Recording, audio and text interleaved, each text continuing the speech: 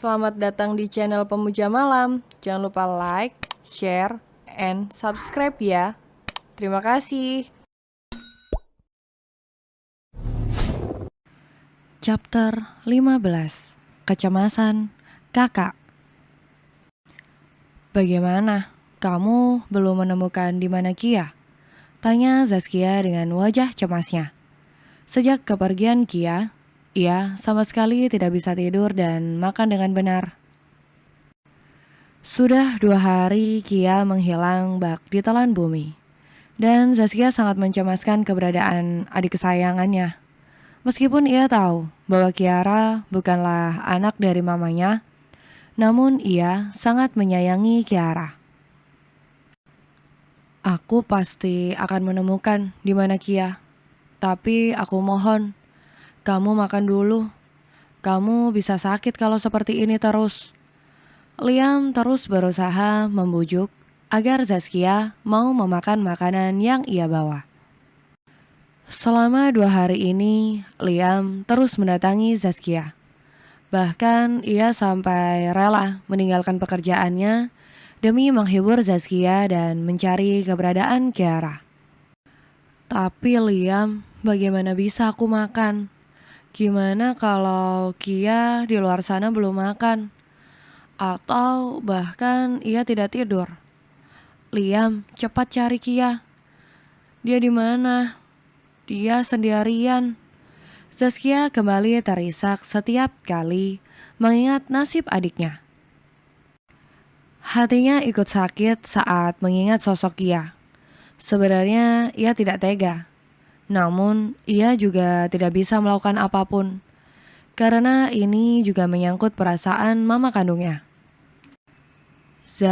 Dia pasti baik-baik saja. Kamu lupa siapa Kia? Dia gadis yang kuat, dan juga ia membawa uang. Pasti dia juga sudah makan. Percaya sama aku. Liam terus berusaha meyakinkan Zaskia. Walau sebenarnya jauh di dalam lubuk hatinya juga sangat mengkhawatirkan Kiara. Liam sudah mendengar semua penjelasan dari Kiara. Dan ia juga sudah mengetahui fakta tentang Kiara yang sesungguhnya. Setelah sekian lama, akhirnya ia menemukan jawaban mengapa Kiara selalu dibedakan oleh mamanya. Dan Liam jadi tahu alasan Kiara menjadi sosok seperti yang sekarang. Liam tahu bahwa Kiara menjadi tomboy karena membentengi dirinya sendiri agar ia bisa terlihat kuat dan tegar. Namun dalam hatinya, gadis itu sangat rapuh. Liam bisa merasakannya, terlebih saat Kiara selalu curhat, mengatakan bila ia habis bertengkar dengan Mama Rani. Dan kini rasa penasarannya terjawab sudah. Itu semua karena Kiara bukanlah anak kandung Mama Rani. Kiara, Mrs. Bastian. Di mana, Bas? Baru mau balik. Di mana kamu? Kenapa baru aktif? Kia, Saskia sama Liam terus menghubungiku, nanyain kamu. Kamu kemana? Di mana sekarang? Aku di hatimu. Kiara? Hehe, iya, aku Sherlock. Kamu kesini ya? Tapi jangan bilang sama Liam atau Zaskia. Please. Kiara pun segera mengirimkan lokasinya terkini. Lalu setelah itu, ia kembali mematikan ponselnya agar nomornya tidak aktif. Tak berapa lama, ia mendengar suara pintu terbuka. Ia sempat mengerutkan dahinya saat menyadari bahwa Kai masih berada di luar kota. Dan ia baru akan datang besok pagi. Kiara segera mengambil sebuah botol untuk berjaga-jaga menyambut siapa yang datang. Au, sakit woi, teriak seorang laki-laki setelah mendapatkan serangan dari Kiara. Ia mengenali suara itu. Lalu ia membuka matanya dan melihat siapa orang yang ia pukul dengan botol tersebut. Bastian, serunya terkejut. Kiara, sumpah, kamu jahat banget. Bastian meringis dan langsung terduduk di lantai dengan bersila. Dahinya sedikit lebam karena pukulan dari Kiara. Mungkin bila botol itu kosong tidak akan sakit. Sementara ini botol yang masih penuh dengan air dan Kiara memukulnya berulang kali. Sorry Bas, lagian kenapa kamu bisa tahu aku di sini? Tanya Kiara tak enak hati. Kamu tunggu di sini, aku ambilkan minyak. Kayaknya ada deh, aku tadi lihat. Kiara segera bangkit untuk mencari keberadaan minyak gosok. Setelah mendapatkannya, ia kembali duduk bersila juga di depan Bastian dan mengoleskan minyak tersebut di dahinya. Apa yang kalian lakukan? Tiba-tiba suara teriakan dari depan pintu membuat Kiara dan Bastian langsung menoleh dan menatap sosok yang baru saja datang dan memergoki keduanya.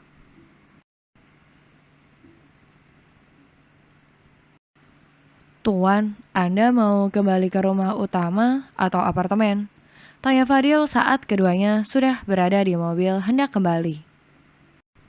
Di luar perkiraan, Guy berhasil menyelesaikan semua pekerjaannya dengan cepat. Awalnya ia mengira bahwa pekerjaannya akan selesai larut atau bahkan besok pagi. Namun ternyata ia bisa menyelesaikannya lebih cepat dari perkiraannya. Jam masih menunjukkan jam 8 malam, namun dirinya sudah hampir sampai di rumahnya.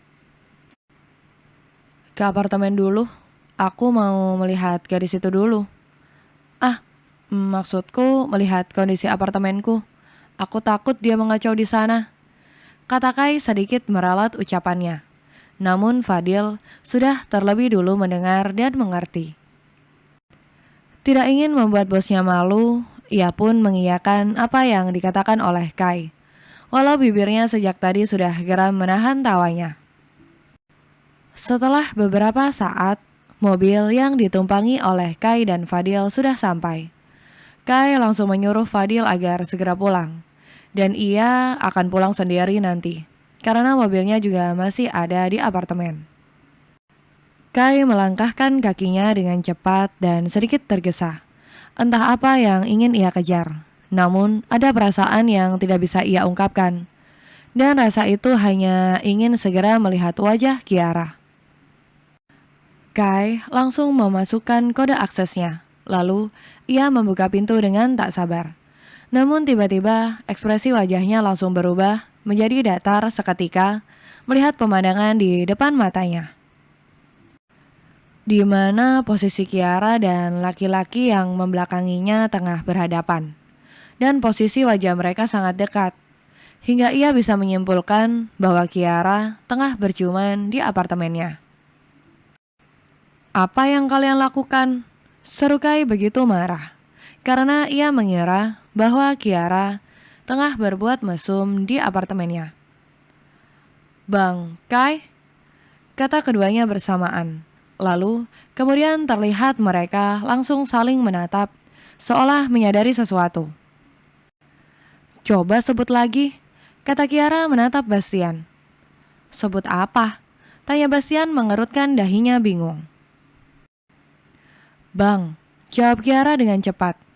Apa kau tidak merasa aneh saat kita berdua memanggil nama dia tadi? Gumam Kiara seolah berpikir.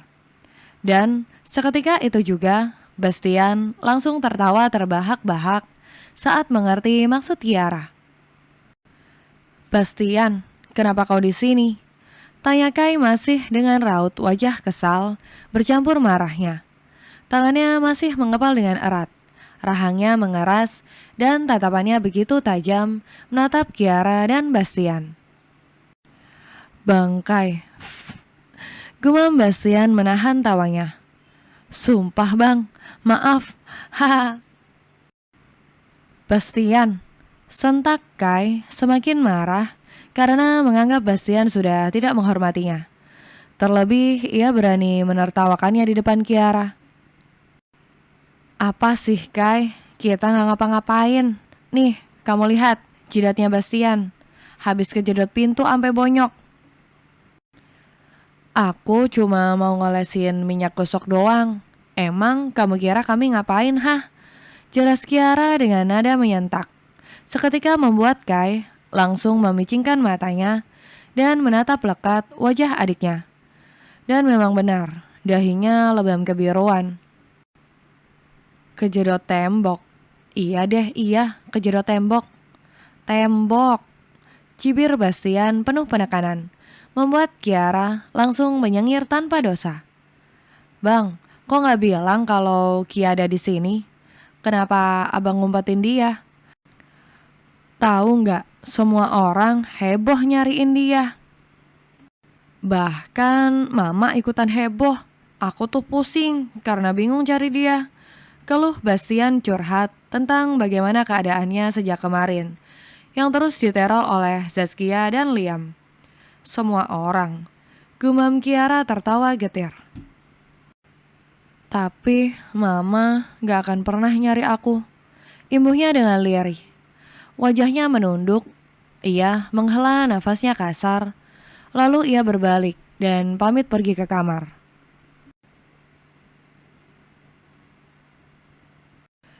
Setelah menempuh kurang lebih 3 jam dari Jakarta, kini Kai dan Kia sudah sampai di sebuah villa yang berada di Bali. Villa milik keluarga Calvin. Kai ingin menginap di hotel, namun Calvin melarangnya dan memaksa agar mereka tinggal di sana juga. Keluarga Calvin tak banyak yang hadir, karena kebanyakan memang sedang berada di luar negeri. Hanya beberapa kerabat dan sahabat, terutama ayahnya, karena Calvin sudah tak memiliki ibu. Jadi ini calon istrimu? Tanya Calvin dengan tatapan penuh selidik, menatap Kiara dari atas hingga bawah. Jangan menatapnya seperti itu, kau mengerikan. Celetuk Kai tak suka. Oke, siapa namamu tadi? Calvin. Oke, bolehkah aku tahu di mana kamarku? Aku capek, pengen tidur. Acaranya masih sore nanti kan? Kata Kiara to the point. Karena memang ia sangatlah lelah, bukan karena perjalanan. Tapi karena memang ia tidak tidur sejak kemarin, memikirkan bagaimana Zaskia dan Liam mencarinya, namun tidak dengan Mama Rani. Ah iya, kamarmu dan Kai ada di lantai 3. Kalian bebas mau pilih yang mana? Jawab Calvin menggelengkan kepalanya. Tanpa berkata lagi, Kiara pun segera naik menuju lift. Sementara Kai dan Calvin hanya menatap kepergian Kiara dengan menghela nafasnya kasar. Bukankah gadis itu yang waktu itu aku lihat di kantormu? Tanya Calvin tanpa menatap pada Kai. Itulah gadis pilihan mamaku. Awalnya kakaknya yang akan dijodohkan denganku, tapi berakhir padanya. Seketika Calvin langsung menatap Kai dengan mengerutkan dahinya.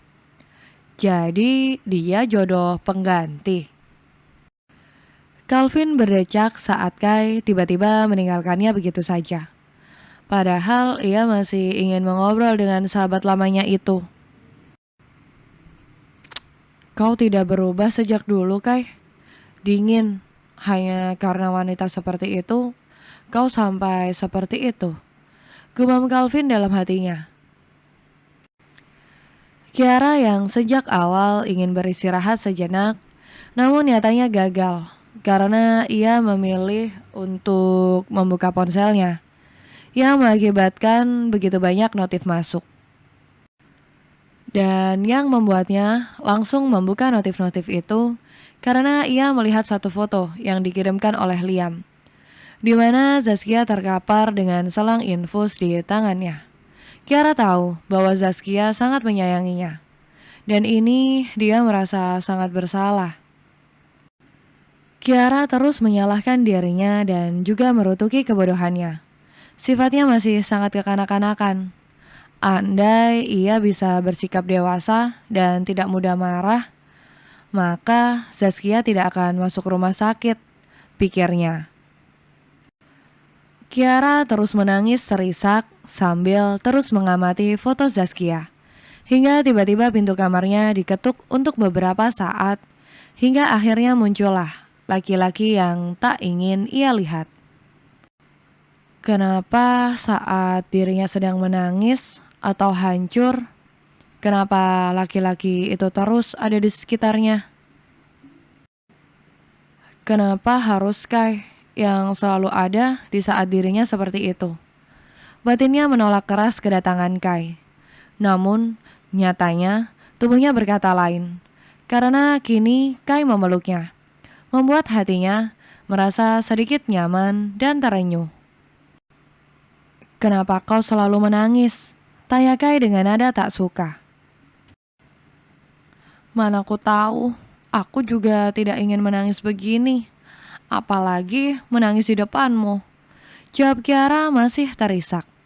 Tangannya masih melingkar di perut Kai dan kepalanya masih bersandar di dada bidang itu. Kalau begitu jangan menangis.